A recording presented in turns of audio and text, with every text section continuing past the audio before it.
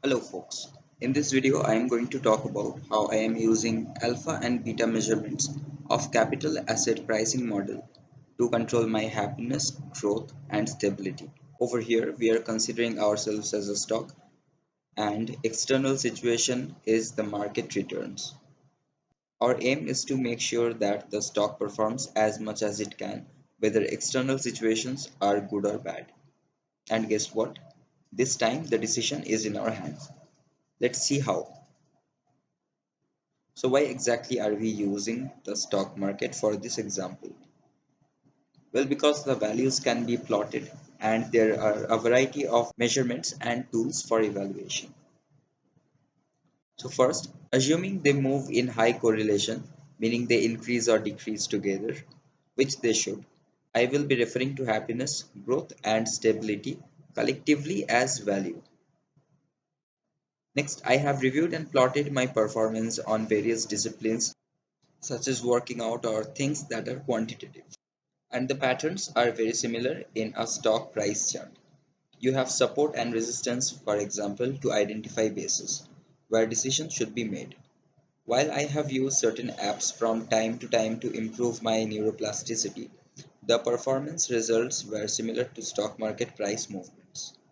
Since there were multiple similarities, I figured just like stock performance measurement, even our value or life direction can be identified, measured, and even controlled through stock analysis tools. Two such measurements are alpha and beta.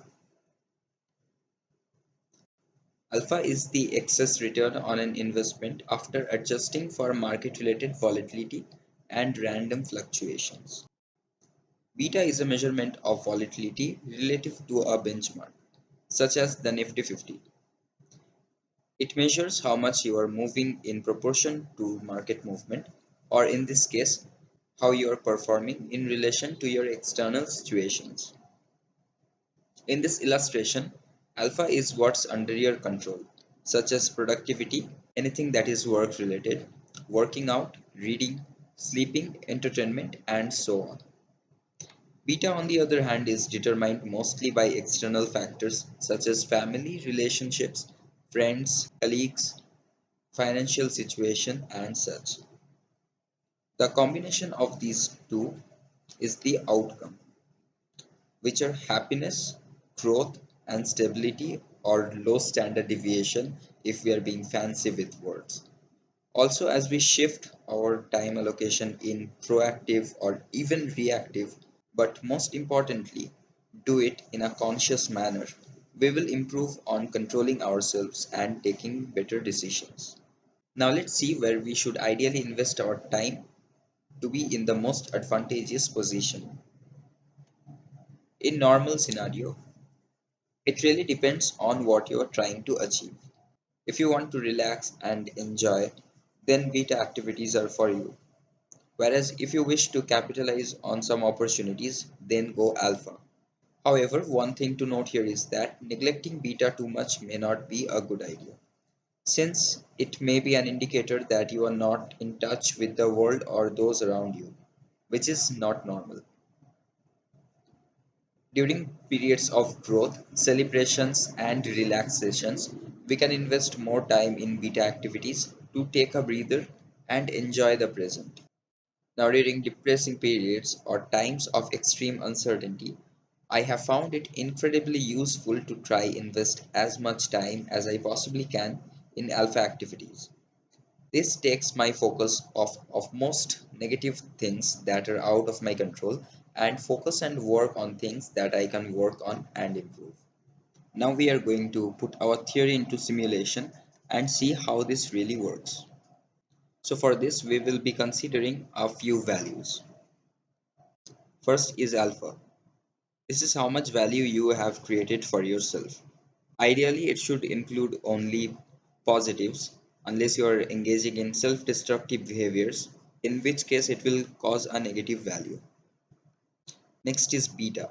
It is how much you are tied to external circumstances, followed by external situation. This can also be called the market movement or how your life is outside of your control. These may be influenced by you, but these cannot be controlled. So the experiment is going to have three phases. One is growth, one is normal, and depression. So during growth period or periods of happiness, we have the potential to create an alpha value of 5. In normal scenario, we can deliver a value of 3, and during depression, we can deliver a value of 1. And the external situations will be randomized values from -20 to +20. These values are arbitrary and do not hold much relevance. Next, I will give you a quick glimpse of how the calculations look like.